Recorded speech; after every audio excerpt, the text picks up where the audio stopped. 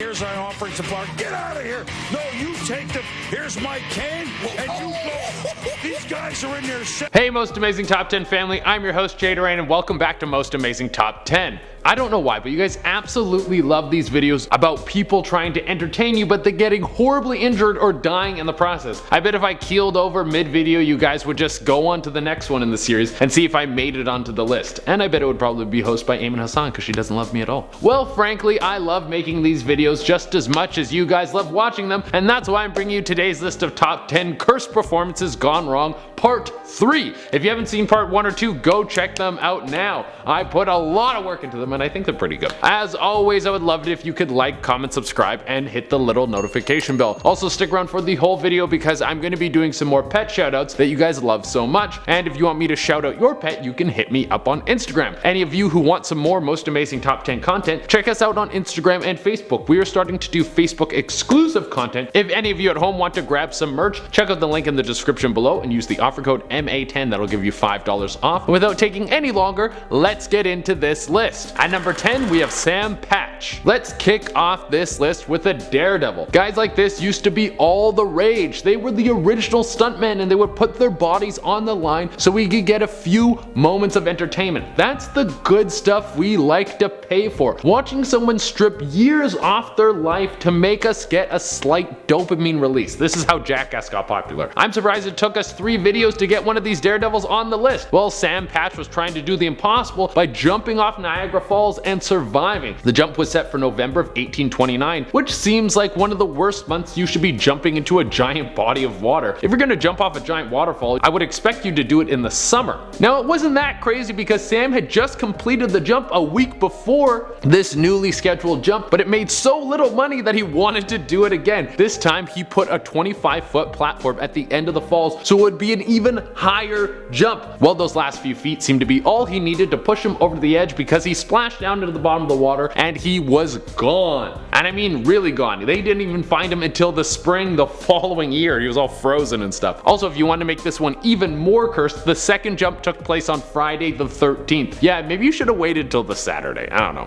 At number 9, we have Kenneth Hawks. Kenneth Hawks was a budding director throughout the 1920s, and he might be a name that some of us would have remembered to this day if it wasn't for this accident. He was shooting the movie Such Are Dangerous Men, a strangely fitting title for what is about to happen. They were shooting a scene which required aerial shots with 2 planes shooting at the same time. While in the air, the sun broke through the clouds and created terrible glare. This made for the worst visibility. You think clear skies would be perfect for flying out, but on this day it caused the 2 planes to crash into each other. Kenneth and 9 more people died in the crash. At number 8, we have Leonard Warren. Sometimes life is poetic and it seems like God was working on the last line of a poem for Leonard Warren. Either that or a very ironic joke. Leonard Warren was a world famous opera singer. This guy could really send it home, and while on the stage at the New York Metropolitan Opera, his performance started to have a few hitches. He started to cough and it seems like he was having trouble breathing. The whole audience was beginning to feel uneasy. It seemed like Warren was in extreme pain. Then he just dropped down to the floor, and before he could make it to the hospital, he was already dead from a heart attack. The part of this whole obituary that makes this so poetic is that the song he was singing at the time of his death was titled Morir Tremara Cosa, which translates to die, a momentous thing. At number 7, we have Alberto Torres. Back in the 1960s, Alberto Torres was a rising star in the wrestling scene, and he was in a tag team match when one of his opponents performed a heart punch on him. He dropped on the mat immediately and would not get up. At first, it was thought that it was the heart punch that killed him, which I didn't even know was a legal move. That seems ruthless. Who goes around punching people in the heart? That seems like the rudest thing to ever do to a person. Haven't you seen a kung fu movie? Everyone's out there punching people in the hearts to kill them. That's like the #1 killer move. But after closer inspection, it seemed that Torres had a ruptured pancreas. So if you were planning on punching someone in the heart, don't worry about it. You can get away with it. Everything will be fine in the end. There should be a disclaimer that pops up right now that says, warning, don't listen to anything Jay Durain says. He knows nothing about punching or hearts. At number 6, we have Johnny Ace. If you have a name as cool as Johnny Ace, you know you're not going to die from natural causes. You're going to be too busy doing reckless things, just as this giant Johnny Ace was. He was a jazz musician in the early 1950s and known for being a little bit cocky. During a set, he was backstage playing with a revolver. He was trying to do some gun tricks to show off to the other members of the band. He was convinced that the gun wasn't loaded, but here's the thing, you should always check if a gun is loaded before you pick it up. He put the gun to his head and pulled the trigger to show that it wasn't loaded, and it was. Here's a quick PSA, gun safety is very important. At number 5 we have Redd Foxx. One of the greatest comedians to ever grace the earth, Redd Foxx will forever stand in the Comedy Hall of Fame. He paved the way for so many young black actors and comedians and will not soon be forgotten. He was the star of the show Sanford and Son, and something he would like to do while on set was prank people. One of his favorite pranks was to pretend he was having a heart attack. He would grab his chest and then fall onto the ground. Everyone would freak out and then he would get a good laugh out of the whole thing. Classic stuff. Remember, this was back in like the 60s and 70s, before people had done that joke to death, so it was still very funny. Now, one time Redd went to pull off his famous prank, but this time it wasn't a prank. He was on set of Sanford and Son, suffered a massive heart attack, and that would be the last time he ever made anyone laugh. Good to go out with a bang though, not bad. At number 4 we have Paul Montz. There isn't too many jobs out there more dangerous than a stunt pilot, but Paul Montz was able to avoid certain death. Well, for most of his career, or he wouldn't be on this list. He was hired to do some stunt flying for the movie Flight of the Phoenix. The movie was being shot in the Arizona desert, and Paul's scene required him to swoop down low close to the desert sand in a very exciting stunt. Well, he swooped down way too low and one of his wings caught something, snapped off, and sent the plane spinning. He tried to stop the plane from crashing but went right into the sand and died on impact. It was a little bit of a mystery why such a skilled flyer would make that kind of mistake, the kind of mistake that would cost him his life. Later reports were released that Montz had been drinking before he flew. That's something you really shouldn't do. Like, drinking and driving is bad, drinking and flying, that's like a whole other level of crazy. At number 3 we have Renato Di Paolo. This one goes back to the year 2000. It was on Easter and everything went wrong. It was a live performance about the life of Jesus Christ. Renato was playing the role of Judas. Probably not his dream role, but someone's got to do it. During the hanging scene, there was a malfunction on the news and Renato ended up actually getting hung, which is probably the biggest sign that the devil is real. Or God? God would kill Judas? I don't know.